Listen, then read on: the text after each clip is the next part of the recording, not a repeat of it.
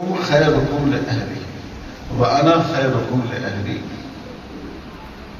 تم میں سب سے بہتر وہ ہے جس کا سلوک اپنی بیوی کے ساتھ بہتر، افسر کے ساتھ اچھا ہو، پیر صاحب کے ساتھ اچھا ہو، عالم صاحب کے ساتھ اچھا ہو، استاذ کے ساتھ اچھا ہو.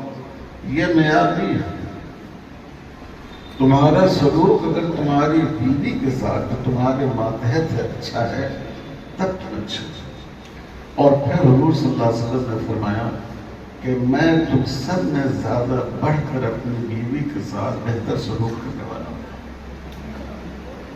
اور یہ سلوک ایسا تھا، سیدنا حضرت خدیجہ رضی اللہ تعالیٰ عنہ کی وفات ہو گئی، کافی دن گزر گئے، لیکن حضور اپنی مجلس میں ہمیشہ حضرت خدیجہ کا ذکر فرماتے ہیں. اور ان کی بہن تھی، وہ کبھی آتی، ان کی آواز سنتے حضور تو بے چین ہو جاتے کہ ان کی آواز خدیجہ کی آواز کی طرح ہے. سیدنا حضرت عائشہ رضی اللہ تعالیٰ عنہ، ان کے حضور صلی اللہ علیہ وسلم کے ساتھ بہت سے واقعات. ایک واقعہ یہ ہے کہ جیسے میاں بیوی میں انبن ہوتی ہے تھوڑی بہت، ایک دفعہ حضور صلی اللہ علیہ وسلم کی بھی ہو گئی.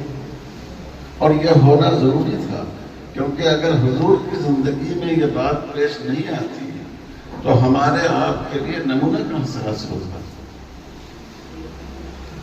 تو حضور نے حضرت عائشہ سے فرمایا کہ عائشہ ایسا کرتے ہیں کہ کسی کو ثالث بنا لیتے ہیں، حکم بنا لیتے ہیں، بلا لیتے ہیں. حضرت عائشہ نے کہا ٹھیک ہے. حضور نے فرمایا کہ کیا عمر کو بلا لوں، حضرت عمر فاروق کو. حضرت عائشہ نے کہا کہ نہیں، وہ تو بہت تیز طبیعت کے آدمی ہیں. کہا پھر حضرت ابو بکر کو، تمہارے والد کو، کہا ان کو بلا لیا. حضور صلی اللہ علیہ وسلم نے سیدنا حضرت ابو بکر صدیق رضی اللہ تعالیٰ عنہ کو بلایا. حضرت عائشہ سے پوچھا کہ تم بات شروع کرو گی یا میں بات کروں گا. حضرت عائشہ نے کہا کہ آپ نے بات کی. حضور صلی اللہ علیہ وسلم نے حضرت ابو بکر سے فرمایا کہ میرے درمیان اور عائشہ کے درمیان کچھ تھوڑی کہا سنی ہو گئی ہے، اس کے فیصلے کے لیے آپ کو بلایا ہے. حضرت ابو بکر رضی اللہ تعالیٰ عنہ حضور کے ایسے جانسار تھے کہ ان سے یہ بات برداشت نہیں ہو سکی. کھڑے ہوئے حضرت عائشہ کی پیٹھ پر زور کا تھپڑ مار دیا. کہا تم حضور سے بحث کرتے ہو. حضرت عائشہ بھاگ کر حضور صلی اللہ علیہ وسلم کے پیچھے دبک کر بیٹھ گئی. حضور نے حضرت ابو بکر سے کہا کہ آپ نے تو معاملے کو اور خراب کر دیا، ہم نے اس کے لیے تھوڑی بلایا تھا، ہم نے تو معاملہ حل کرنے کے لیے بلایا تھا. تو جب ایسا ہے تو آپ تشریف لے جائیے. حضرت ابو بکر چلے گئے. پھر حضور نے حضرت عائشہ سے فرمایا قریب آ کر بیٹھو، بات کریں گے. کہنے لگے کہ میں آپ کے قریب نہیں آتی، میں آپ سے بات نہیں کروں گی. حضور صلی اللہ علیہ وسلم نے فرمایا کہ ابھی تو تم میری پیٹھ سے چپک کر بیٹھی ہوئی تھی حضرت ابو بکر کے ڈر سے، اور اب کہتے ہو کہ قریب نہیں آئیں گے. اس سے اندازہ کیجیے کہ حضور کی گھریلو زندگی کتنی بے تکلف تھی اور اس میں بیوی کا کتنا پیار تھا.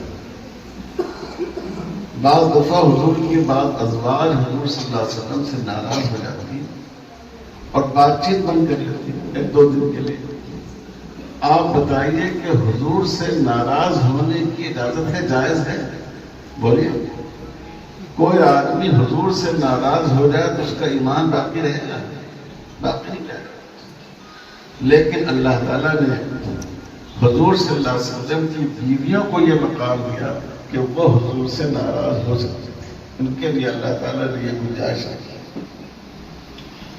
حضرت عائشہ نے ایک دفعہ حضور صلی اللہ علیہ وسلم سے فرمایا، عرض کیا کہ آپ مجھ سے خوش ہوتے ہیں تب بھی میں سمجھ جاتی ہوں، ناراض ہوتے ہیں تب بھی میں سمجھ جاتا ہوں. حضور نے فرمایا تھا عائشہ سے تم مجھ سے خوش ہوتی ہو تب بھی مجھے اندازہ ہو جاتا ہے، ناراض ہوتی ہو تب بھی اندازہ ہو جاتا ہے. حضرت عائشہ نے پوچھا اللہ کے رسول یہ کیسا ہوتا ہے؟ آپ نے فرمایا کہ جب تم مجھ سے خوش ہوتی ہو اور قسم کھانی ہوتی ہے تو کہتی ہو ورب عائشہ ورب محمد صلی اللہ علیہ وسلم کے رب. اور جب تم مجھ سے ناراض ہوتی ہو تو کہتی ہو ورب کعبہ کے رب کی قسم، ورب ابراہیم حضرت ابراہیم کے رب کی قسم. تو اس سے مجھے اندازہ ہو جاتا ہے کہ تم مجھ سے ناراض ہو. تو حضرت عائشہ ہنسنے لگی.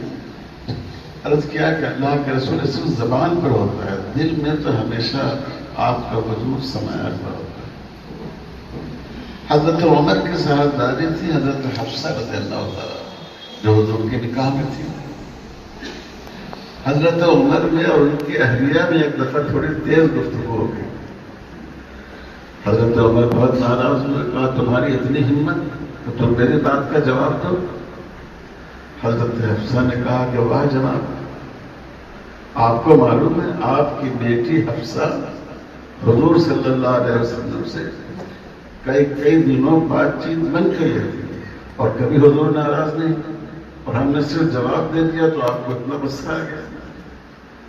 تو اس سے اندازہ کیجیے کہ اسلام نے ایک بیوی کا کیا مقام رکھا ہے، اس کے ساتھ محبت، اس کے ساتھ لطف کا معاملہ، اس کی زود رنجی کو برداشت کرنا، اس کے ساتھ بہتر اخلاق سے پیش آنا. یہ جو حکم دیا حضور صلی اللہ علیہ وسلم نے بیوی کے لیے، یعنی بیوی کو معیار بنایا شوہر کے اخلاق کے لیے، شوہر کے اخلاق کی سرٹیفکیٹ دینے کے لیے. اور تیسرا مرحلہ عورت کے لیے وہ ہوتا ہے جب وہ ماں ہوتی ہے.